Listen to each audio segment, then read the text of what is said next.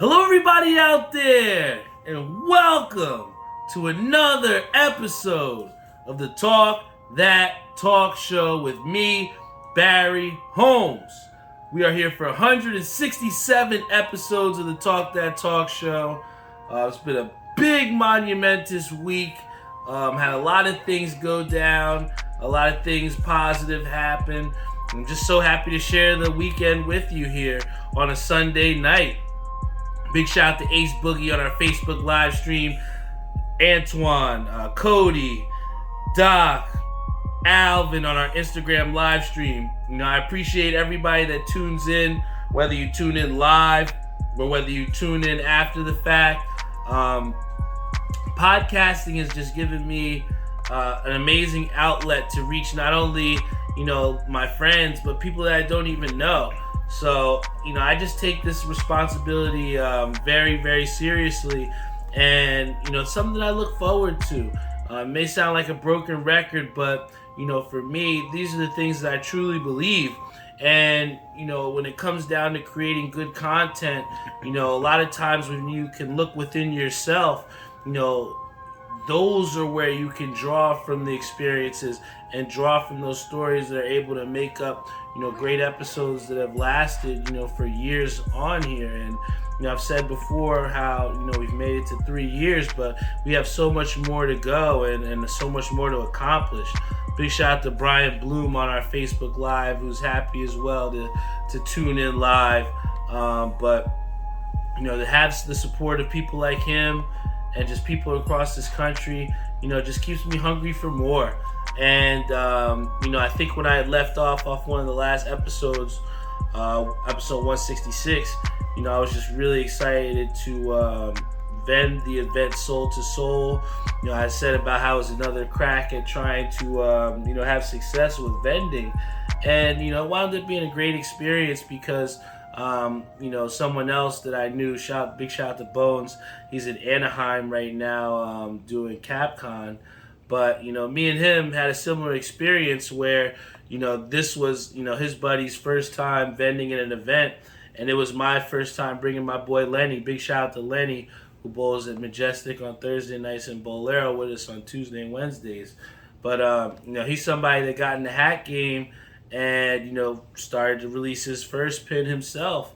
And, to be able to go out and do an expo with him when we both had the same purpose of just trying to get our names out there. I think a lot of times people are scared at times to showcase themselves or to put themselves out there because they're afraid of, the feedback that comes out. And, when you don't put that much pressure on yourself, you at times, you're able to kind of like prove yourself wrong. Like, oh shit, this actually worked out.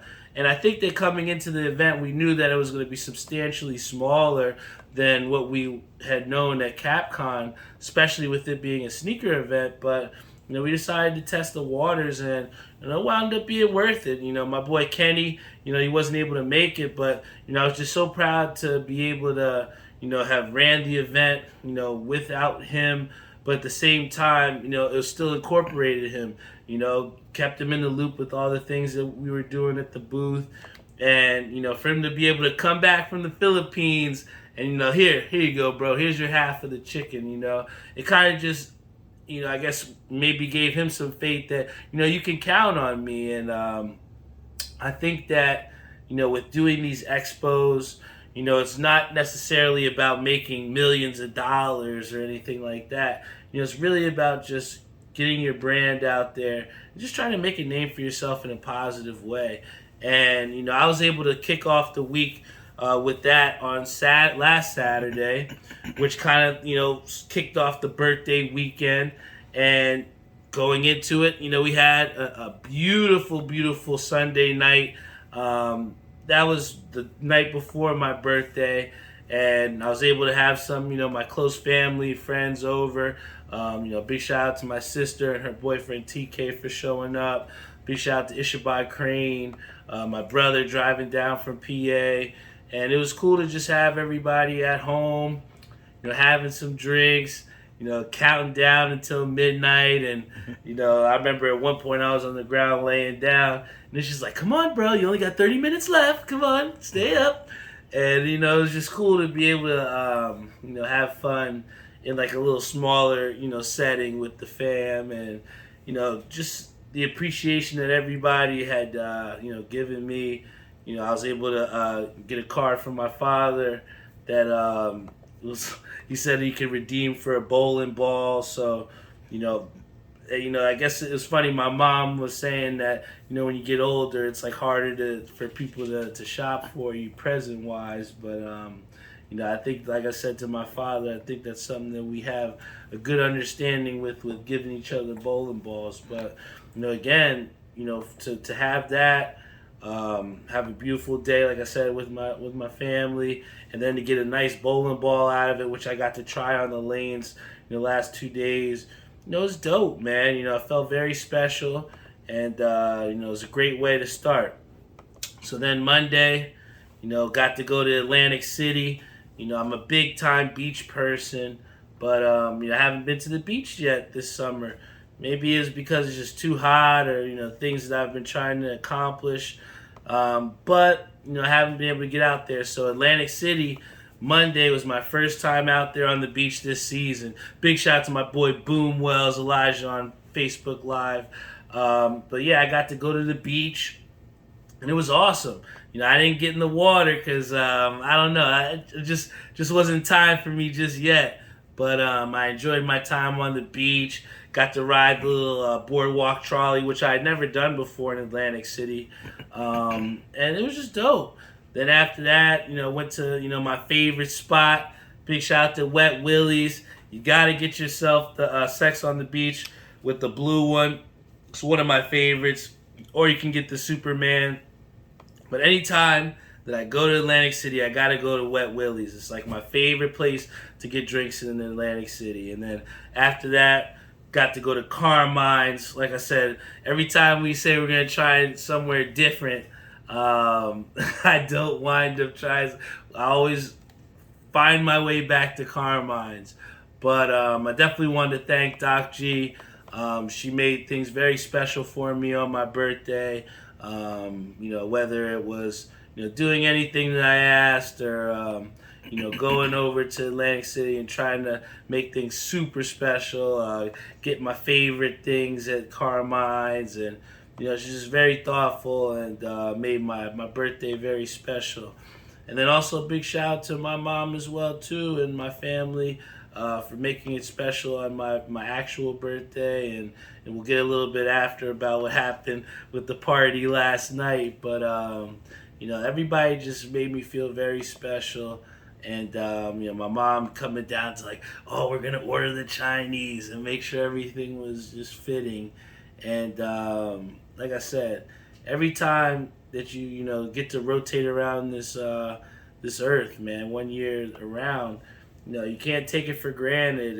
And this past week, with the amount of things that I've done, and just how special people tried to make my birthday, just makes you feel very humble, and at the same time blessed to be able to open your eyes each and every day, man.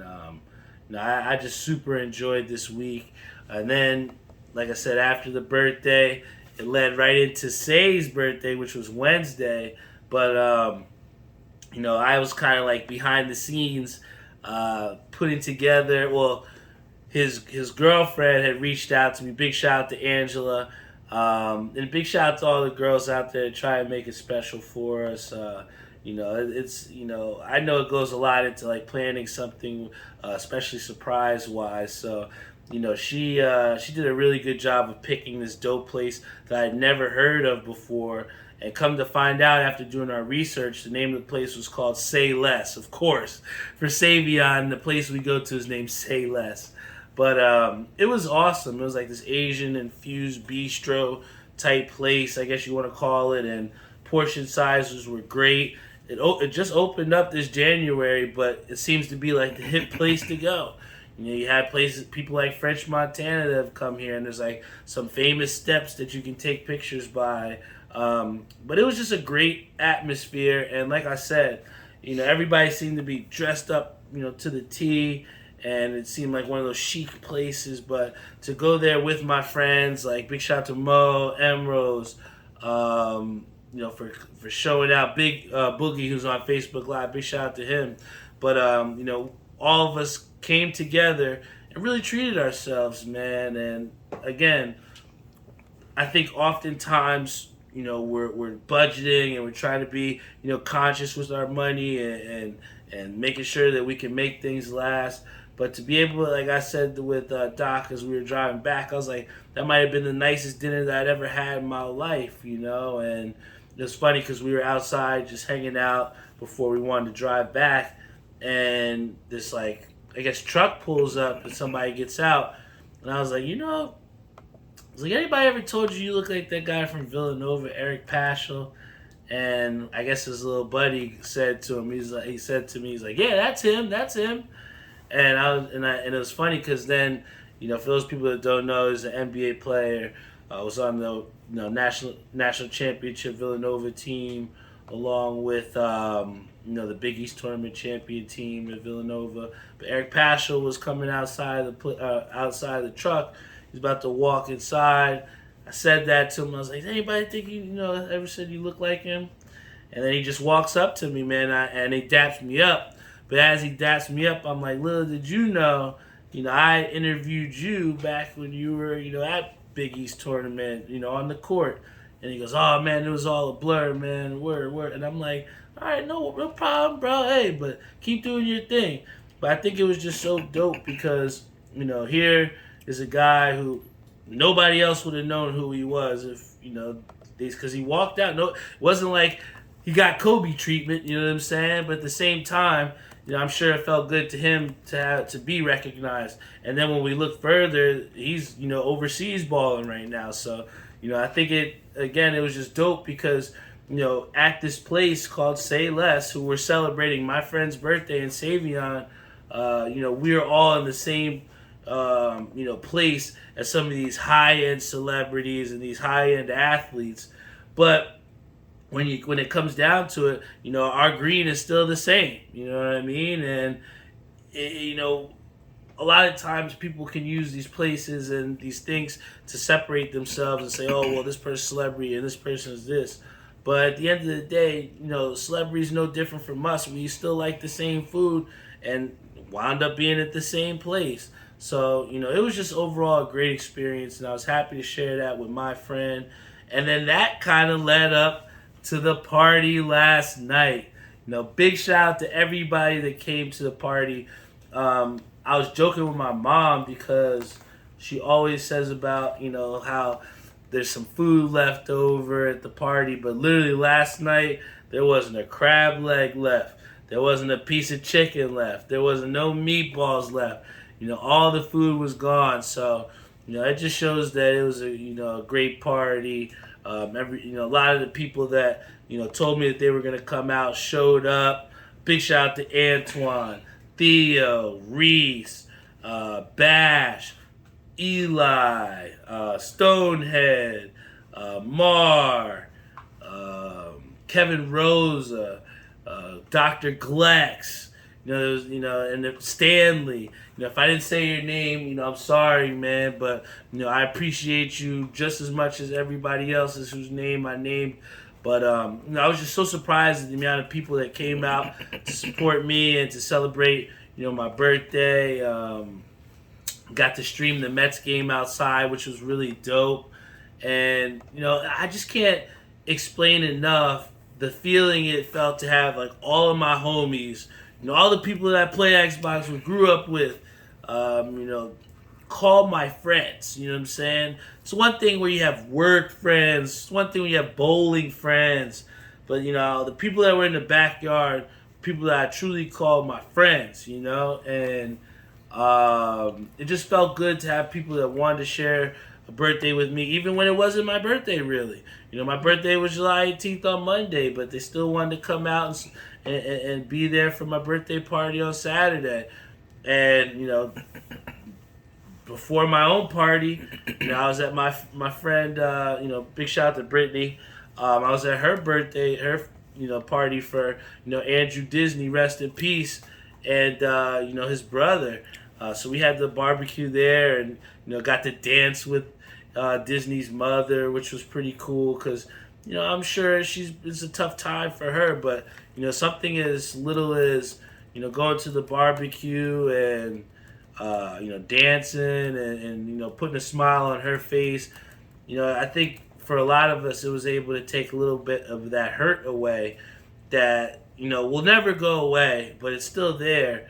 But just for that time, we got to really celebrate, Andrew and our friend that's not here with us, and it just felt good to be around people that cared with them too, man. And to come from there and then come to to my own party and celebrate and live it up even more and celebrate life and the fact that I'm here and I got a lot to live for, it was awesome. So we partied away yet again every year. Me and Jeff are the last ones standing, having some drinks. Big shout out to Jeff for leaving his car and coming to pick it up the next day. I do want to say that because it takes responsible people to make those decisions. And sure, Jeffrey probably could have gotten the car and driven home maybe. But, we're at the stage in the game where, we're older. We have a lot of things to live for. And, I just say it as a disclaimer to everyone else out there. If you feel like you've had a little bit too much to drink or, you don't feel like maybe you can make it all the way home, there's no shame in, asking your friend if maybe you could chill out for a little bit and sober up. But Jeff wound up getting a ride home himself, I guess an Uber or whatever home.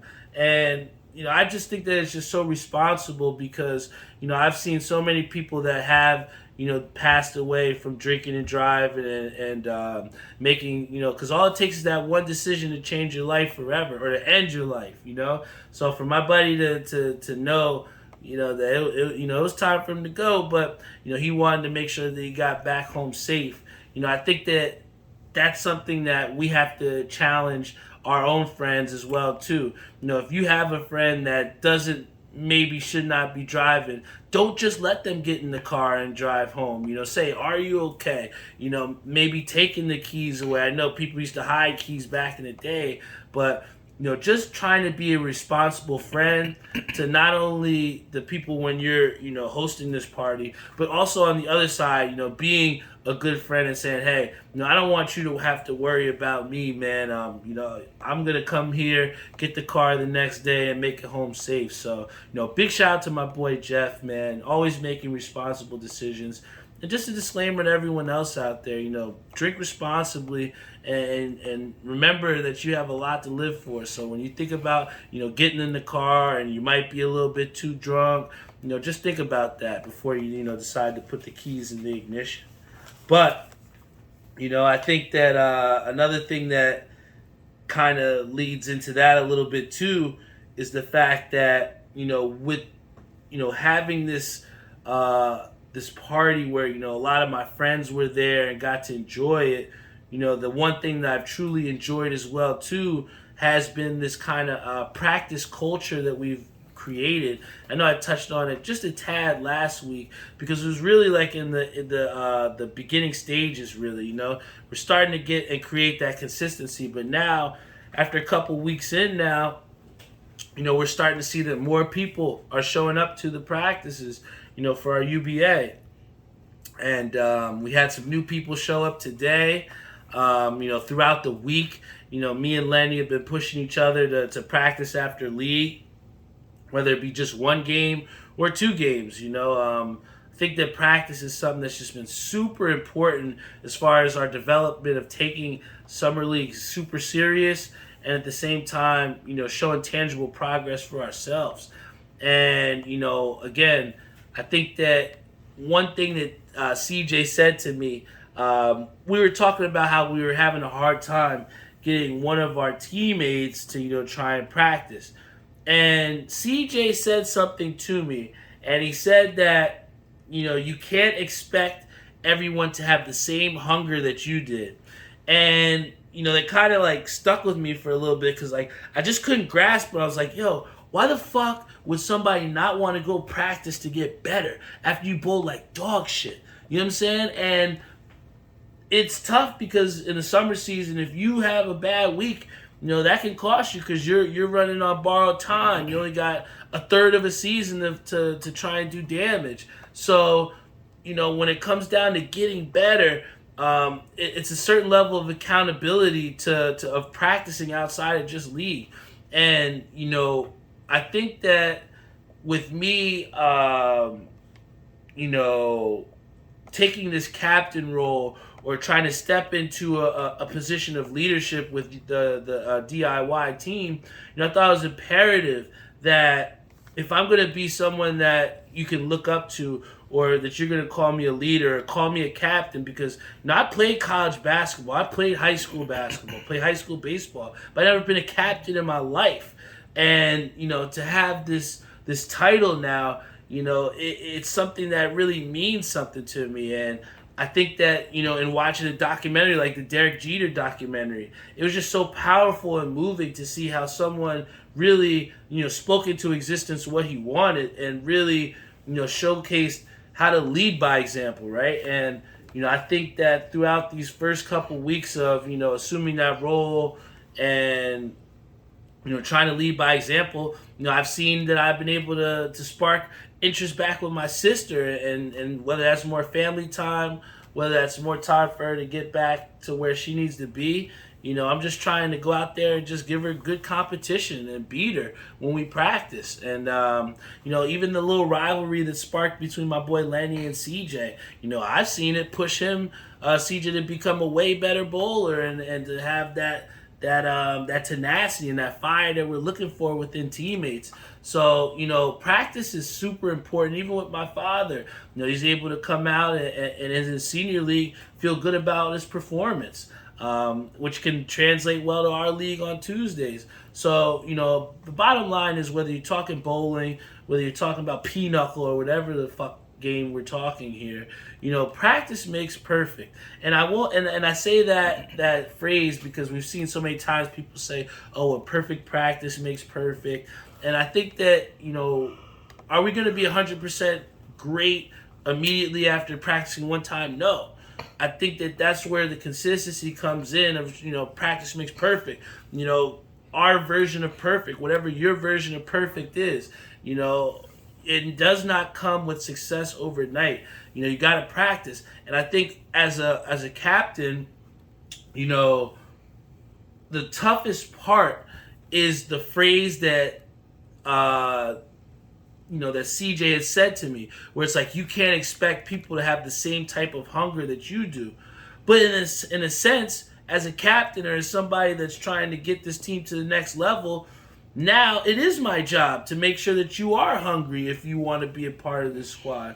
And that's become the sweet challenge with, creating these practices or, trying to get more involvement from our team members. That's something that comes with leading by example. I think that, leagues like the MLB, leagues like the NBA, progressive leagues of that nature, they've kind of led by example in terms of, making things or staying progressive and making switches and alterations to make things fun and current, and I think that, when it comes down to building a team from scratch and, trying to create that buy-in that we're talking about, whereas sometimes it may seem like people that you're trying to get invested with you aren't exactly completely bought in. The best way to try, in my opinion, do that is to literally create clear expectations of the vision that you're trying to create. Because if you can say and formulate and tell people, this is where I'm trying to go and these are the steps that we're going to take to get there, if we can't share those same common core values, then we're not going to go in the same direction. So, I think that that's where this team and where, me being captain at DIY has, kind of really forged me to become a better leader, because I'm trying to help us all to see what are our clear steps and where are our clear expectations to the goals that we're trying to seek. And, that same leadership, whether it be in DIY, whether it be in work, whether it be in a relationship, leadership is something that, doesn't just come to people. They're great leaders, but even though you're a great natural leader, you still have to work on that to become better and to be a better leader and to get more people to become invested in you and to whatever you're trying to lead. So, leadership is something that doesn't, again, happen overnight. You don't get success with it. Nobody's just going to pick up. And there's times where I can't even, get some of my friends to try and buy into certain things that I want to do, or whether it be events or merchandise or whatever you want to say. So, I think that failure, again, is something that you have to be able to be okay with if you're going to step into a leadership position as well, too. So, I've just been, again, so happy with, how these practices have shaped up and how, we're looking to, build ourselves both not only as bowlers, but as people as well too. And that same challenging of practicing, again, has bled into other parts to where, I interviewed for a head coaching position at a high school, North Plainfield High School, to be a girls varsity basketball coach. And that was something that, I never would have thought could happen, but I think that, someone said a phrase where it's like, if you stay ready, you don't have to get ready. And, I'm just here to continue to try and push myself, stay ready for any opportunities that come by, and create opportunities for those people that want to go in the same direction as me. And I just hope that the Mets want to go in the same direction as me, too. Hawk says, what are your Mets going to do? Soto, my Braves are coming on strong. And you must have read the stage notes for today, because one of the questions that I had written down that a lot of people are asking me, because I'm a big-time Mets fan, but what they're saying is do you want to panic right now? Is it time to panic with the Mets? I know we're only a half game up over Atlanta right now. I know we lost the first game to San Diego. I think we lost the second one last night too. We've lost, was it the games to the Astros before the break? It's been a real rough patch, but I'm not ready yet to hit the panic button on the Mets just yet. We did get Scherzer back, so Scherzer's pitching pretty well. Hopefully we'll get Trevor May back pretty soon as well too, and to add to that bullpen. And hopefully he got better. We'll take a little time off. But, the bottom line is the Mets are great at putting runners on. I think they're one of the top 5, top 10 in the league as far as on-base percentage. But you don't get runs just getting on base. You got to score them. You got to bring them in. And I think that's where the problem has lied with this team, to where, there's so many stranded, base runners. When you leave people on base, it's extremely hard to win games. And when you have your guys that are pitching pretty well, you're getting more than you expected from Carrasco. You're getting more than you expected from a Bassett. And, you have Peterson who's filling in where you need him to. But, it's tough when you're having those pitchers excel and not seeing exactly the results from it because you can't manufacture runs.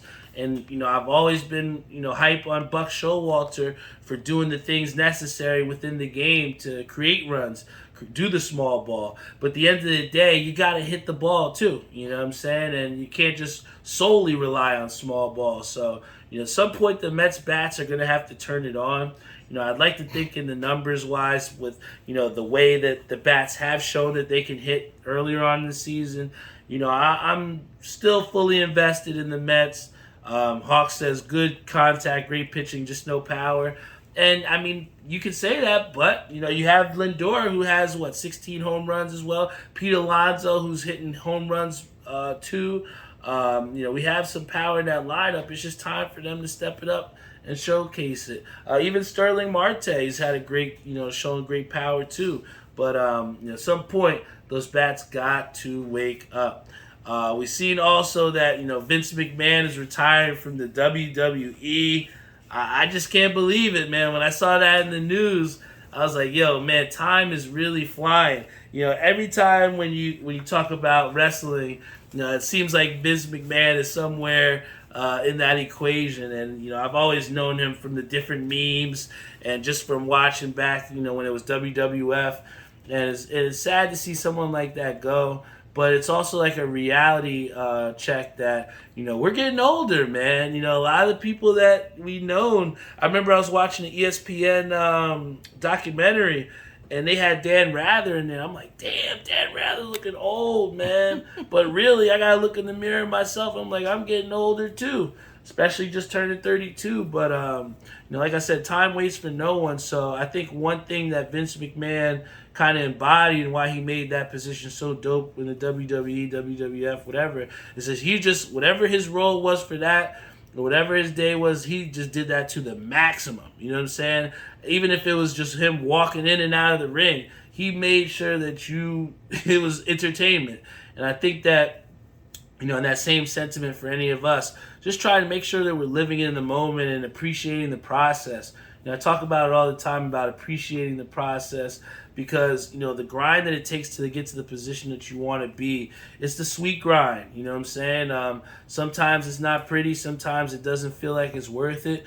But when you have the desired outcome that you're looking for, it's that further validation that the path that you've taken was the right one and it was worth it. So, I'm here just to keep pushing forward. I don't know what the show is going to be like a week from now, let alone a year from now. I don't know how I'm going to be feeling, what I'm going to be thinking, but I do know that the consistency to come here each and every week, it spawned success and it's inspired people in ways that I would have never known. And that's why it's just so important that, whether, you have the passions of your own or whether, you try to inspire people through your own actions, the main thing is just to stay true to who you are, make your expectations clear as to where you're trying to go, and just figure out the process on how to get there, man. A lot of times we want instant success, but sometimes that instant success doesn't last very long. So, just trying to figure out how to maintain that, and not only that, but just maintain your mental health as well too. And I think that oftentimes we stretch our bodies to the max, at the same time overlook how far we stretch our brains as well too. So just be able to find some me time and be able to find time to not only sharpen your craft, but sharpen your mind as well too. Whether that's being on the beach, reading a book, doing yoga, whatever the fuck you want to do, just make sure you take some time out because that is super important. Now, I wouldn't be able to be here and create an episode not on my regular time, or just be able to stay reflective if it wasn't for the time that I took out this weekend to have a party with my friends, to go to Atlantic City with Doc, to go practice with my friends in bowling.